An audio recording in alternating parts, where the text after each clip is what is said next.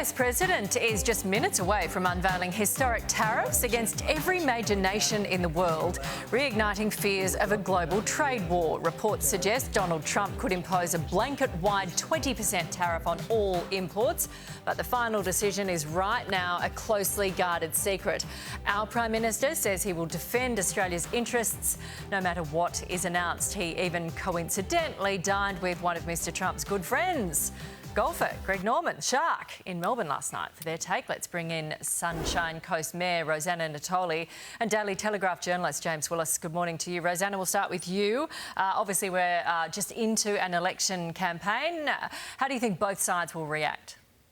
I think that, these tariffs, if they are applied, and, we'll find out soon, I guess, this is really going to be significant for exporters. Right now, we are just waiting, and they would be waiting for their fate.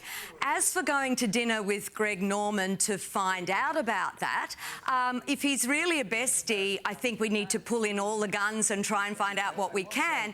But a true bestie would never spill the intel. So I guess that's probably for Albo, maybe not a good move. But I think really we do need to stand united, the coalition and Labor, on this, and really stand up for our Aussie exporters. OK, James, the dining with the Shark, was that a good move by Albo in an election campaign? And how do you think both sides are playing this? I think it's an interesting one, and Greg Norman passed on Donald Trump's phone number, we understand, after he won office the first time back in 2016. But look, it's a little bit of a cheesy photo in light of what's going on.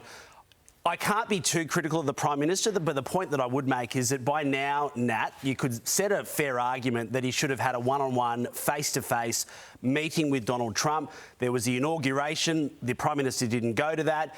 They've had phone calls, but there have been opportunities before the election campaign to actually sit down face-to-face. The PM has had no issue getting on a plane over this term of government. He's flown all over the world to various official events. This could have been one of those. But the broader issue as well is that as Australia, we've got to not sit on our hands and start to realise that we can't just rely on the US, just like we couldn't previously rely on China when they put their tariffs in place. And we need to start parrying to other markets to make sure that jobs in our industry survive. Exactly. Do you think Dutton calling Albo weak on this is going to work? And as far as Albo's concerned, he's saying, well, all the other leaders did all sorts of things and they're still getting the tariffs too. Yeah, and the other world leaders have tried and are pushing ahead with possible complaints and international sort of sanctions and all that sort of thing. A lot of those things are symbolic.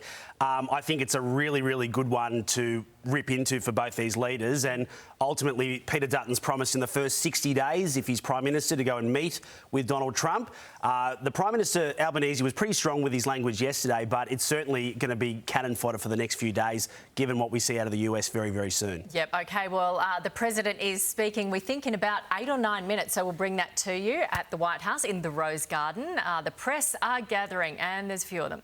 Moving on, the Victorian Government has announced a partial ban on featuring school logos on state school uniforms. It's in order to help parents save money, with school emblems ruled out for shirts, jumpers and jackets. Rosanna, do you think this is a good idea? We know that uniforms get up in price and they can just sort of get them from anywhere, I guess, if they're the right colour. Yeah, I think that at this time, anything that is going to help with the bottom line and putting dollars back in parents' pockets is going to be well received. I notice, though, it's only from the waist down, so everything above the waist can still have a logo. So I'm not sure really that it goes far enough in that sense. But if you've got logos on your shorts and on your socks, then I think, plain white socks might be a great alternative rather than having to pay for the $30 logoed version. I do think, though, that, if you're looking at high schools and those sorts of groups, really that logo and the uniform is part of where we can group together, and you get that sense of togetherness and you get that sense of belonging that comes from wearing a uniform. So I guess there's two ways on that. Here I am on the fence again, but yeah, anything that is going to actually put dollars back in parents' pockets is a good move. Finally, there's a new wedding trend raising eyebrows online, with some people labelling brides narcissistic because of it. It's those welcome signs at the ceremony, which instead of greeting guests to a couple's wedding, it greets them to her wedding, with the groom featured in itsy-bitsy fine print. James, I hadn't seen these, but it's a thing. Well, there's multiple examples of it, Yeah. and I don't like it. I don't like it. As a guy. I think it's I'm going to stand up for the blokes here and say that, look, I realise and I acknowledge that for every wedding that I've been a part of, not my own, but for actually attended, that the bride does the majority of the work. Let's face it, and the bride has generally some very specific things that she wants with flowers and food and presentation. However, it's very the hardest part of the day is the groom waiting at the altar, hoping that the bride turns up. So, the idea of having this little fine print at the bottom of the welcome to say, oh, by the way, James is included today as well. Yeah, I'm not a fan. And the women that have been doing this have been getting rinsed online, I note. And there's, even if it is a joke, there's some celebrants that say that, it's not all that funny. I feel really sorry for these blokes. Thank you. Because until today, I did not know that the hardest part of the wedding was the guy standing at the end of the aisle. So thank you for addressing that. Hang on. It's tough. I'm just getting a little bit sad about if the bride's late, I didn't realise it till today. Bride's often late. We understand these things. It's really nerve-wracking. I know. You don't want to be left at the altar. Thank you, James. We might do a whole segment on this. Okay. Rosanna, but what on the bigger issue, what do you think of this? It's welcome to Becky's wedding with James in little print. Is that weird?